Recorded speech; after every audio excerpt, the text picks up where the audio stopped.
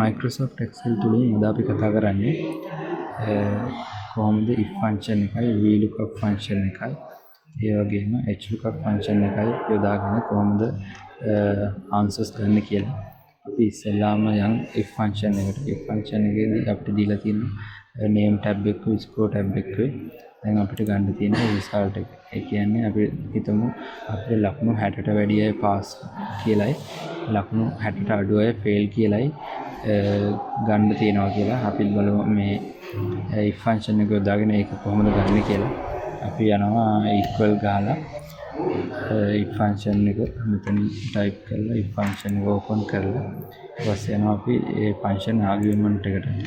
function argument එක open කරගෙන logical text එක විදිහට අපිට දෙන්න ඕන මේ ලකුණු 93ක් කරන් තියෙන මේ ලකුණු 93 තියෙන cell එක ඒක දීලා අපිට ඊට පස්සේ ඒ ලකුණ විශාලයි නම් 60ට වඩා 60 අපි bench උදාහරණයක් විදිහට ගත්තේ. මෙතන අපි දාන්න ඕන 60ට සමානයි හරි 60ට වැඩි නම් එන්න මෙතන සමාන ලකුණක් ගාලා මේ විදිහට අපි function එක දෙන්න ඕන. ඊට පස්සේ 60ට වැඩි නම් මෙතන අපි දෙන්න ඕන pass කියලා. ඒක 60ට වඩා අඩු නම් අපි මෙතන දෙනවා fail කියලා. ඊට පස්සේ අපි මෙතන okay කරනවා.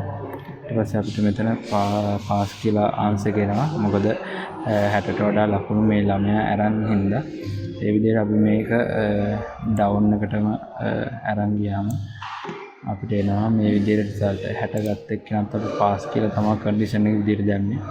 ඒ හින්දා ඒ 60 තියෙන ලකුණටත් pass කියලා මේක එනවා.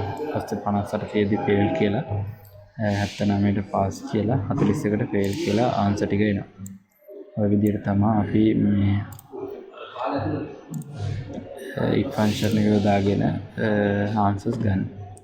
අපි ඊට පස්සේ vlookup function එක යොදාගෙන මෙතන answers ගන්න යන්නේ.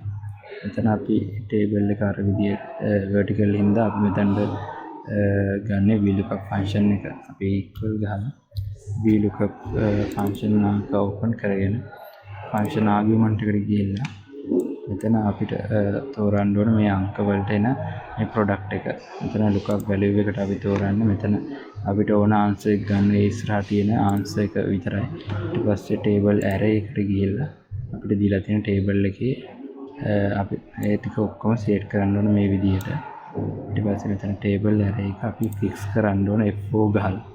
මොකද මේ data ටික තමයි අපි මේවටත් යොදාගන්නේ. නැත්නම් අපිට answers මේකට විතරයි එන්නේ. පල්ලෙහාට මේ drag කරද්දී answers එන්නේ හරියට.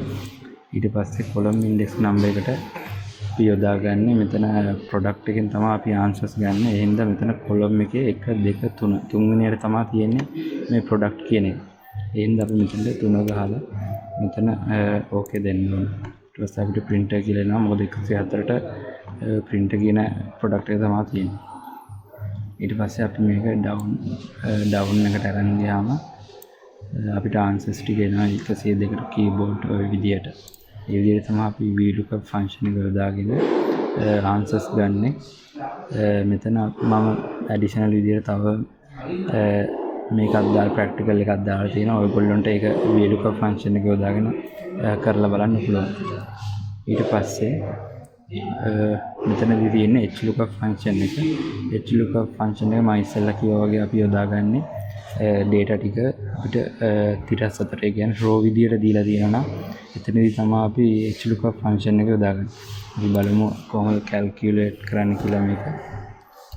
hlookup function එක අපි අරගෙන function argument එකට ගිහිල්ලා අර විදියටම lookup value එක විදියට මෙතන ඉස්සරහා තියෙන value එක තෝරලා table array එකට අපි තෝරනවා මේ සම්පූර්ණ table එක. ඒක අනිවාර්යෙන් fixed වෙන්න ඕන F4 ගහලා දෙකම fixed කරන්න ඕන. ඊට පස්සේ row index නම් දැන් මේකේ අපි column vertical එකේදී කියන්නේ column වලදී vlookup එකේදී ගත්තේ column wise තියෙන එක. දැන් මේකේ row wise අන්තිමට තියෙන එක තමයි ගන්න ඕනේ. දැන් මෙතන අපි product එක තියෙන 3ට ඒ හින්දා ඒක number 3 විදියට type කරලා මේක okay දෙන්න. ඒ විදිහට අපිට එනවා ආන්සර්ස් ඊට පස්සේ අපිට මේක ඩ්‍රැග් කරාම අපිට ඔක්කොම ආන්සර්ස් ටික ගන්න පුළුවන්. ඔයගොල්ලෝ අර විදියට අරක ෆික්ස් විදියට ටේබල් ඇරේ එක දුන්නේ නැත්තම් අපිට පළවෙනි ආන්සර් එක විතරයි එන්නේ, ඊටු ආන්සර්ස් එන්නේ නැහැ. ඒ හින්දා මතක් කරලා ඒ වැලියු දෙක ෆික්ස් කරන්න ඕන. මම ඔයගොල්ලන්ට ප්‍රැක්ටිකල් ෂීට් එක ඩිස්ක්‍රිප්ෂන් එකේ දාන්නම්. ඔයගොල්ලන්ට මේක වීඩියෝ එක බලලා තව තවත් ප්‍රැක්ටිස් කරන්න පුළුවන් මේක.